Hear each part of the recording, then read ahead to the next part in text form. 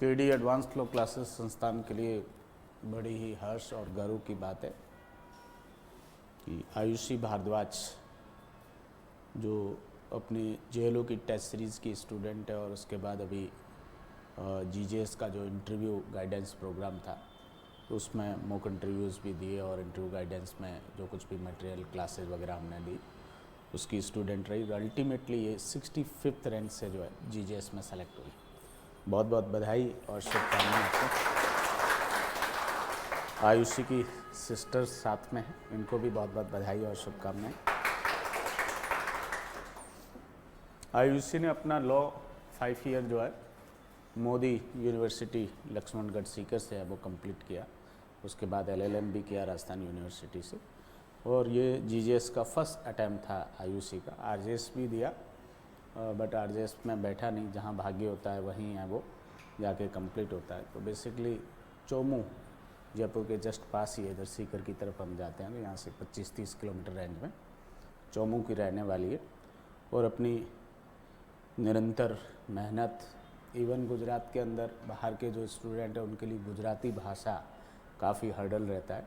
तो उन्होंने गुजराती भाषा को भी वहाँ गुजरात के किसी ट्यूटर से महीने 2 महीने पढ़ के उसको भी प्रिपेयर किया। प्री के टाइम सब्जेक्टिव पेपर होता है गुजराती भाषा का, जिसमें ये ग्रामर पोर्शन भी, इवन ऐसे राइटिंग, आर्टिकल राइटिंग, इस तरीके के लेटर राइटिंग वगैरह ये सब टॉपिक है वो रहते हैं। मतलब तो उस गुजराती भाषा के एग्ज़ाम को भी क्लियर किया और उसके बाद मेंस इंटरव्यू देके और फाइनली सेलेक्ट रही। आयुषी से मेरी गुजारिश रहेगी कि वो स्टेज पे आए और अपनी सफलता यात्रा के बारे में आप बच्चों को बताएं।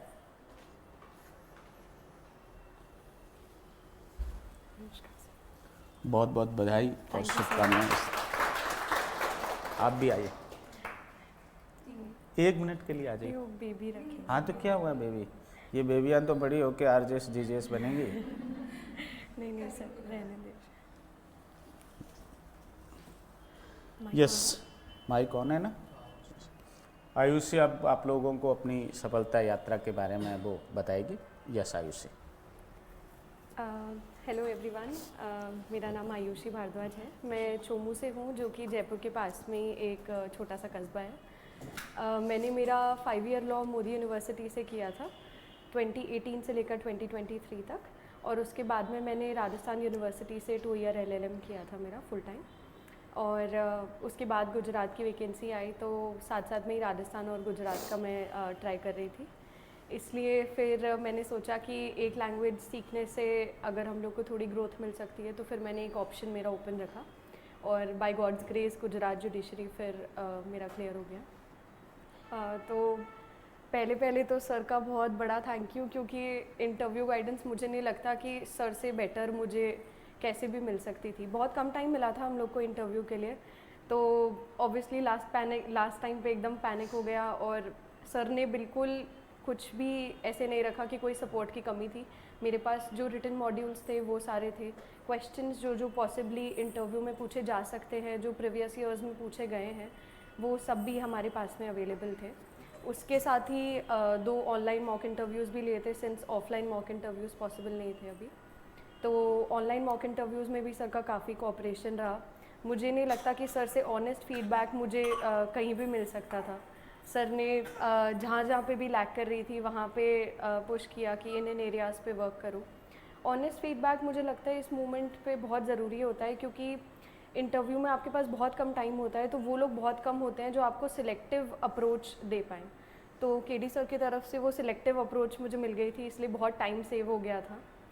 तो मुझे लगता है कि इस वजह से सर का बहुत बड़ा रोल है इस सक्सेस के अंदर भी, इस रैंक के अंदर भी। So thank you so much sir.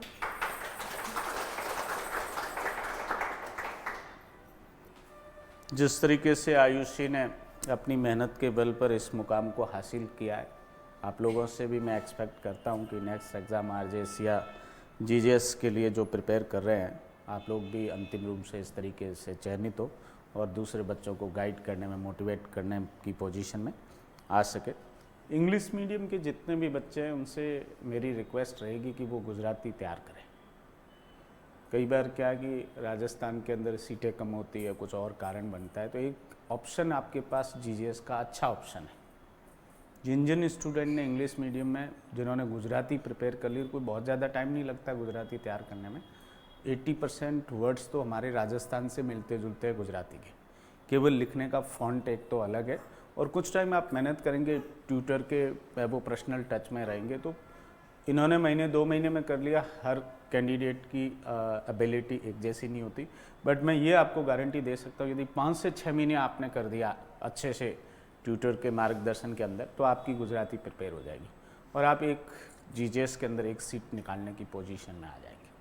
तो जिन जिन का मीडियम इंग्लिश है, इस दिशा में भी उनको कार्य करना चाहिए, क्योंकि हमारे पास ऑप्शन है। केवल हम राजस्थान में ही, फिर राजस्थान के अंदर जो है रिजर्वेशन पॉलिसीज़ भी है, फिर जनरल कैटेगरी के अंदर आउट ऑफ स्टेट्स का है वो काफ़ी सारा कंपटीशन है। इस बार आपने 2025 का रिजल्ट देखा होगा, तो शुरू के आप 20 से कैंडिडेट देखेंगे तो 10 तो आपको बाहर के मिल जाएंगे, 20 में से है वो उत्तर प्रदेश के, एमपी के, हरियाणा के, दिल्ली के, पंजाब के।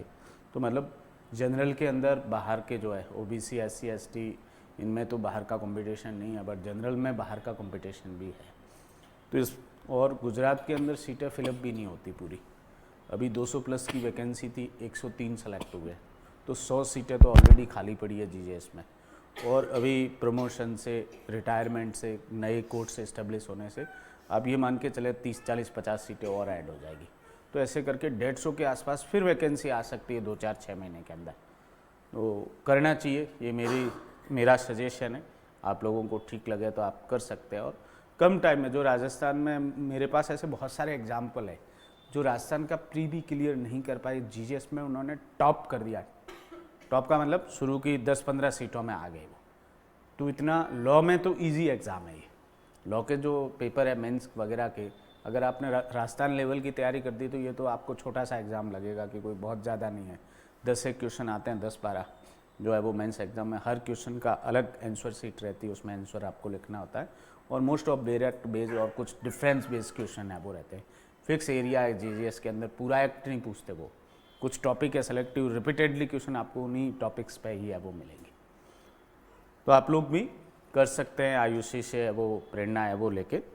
बहुत बहुत धन्यवाद और आगे के लिए भी बहुत बहुत शुभकामनाएं कि आप अच्छे न्यायिक अधिकारी के रूप में कार्य करें और न्यायपालिका में पदोन्नति के माध्यम से जो है वो उच्च पदों पर आसीन हो।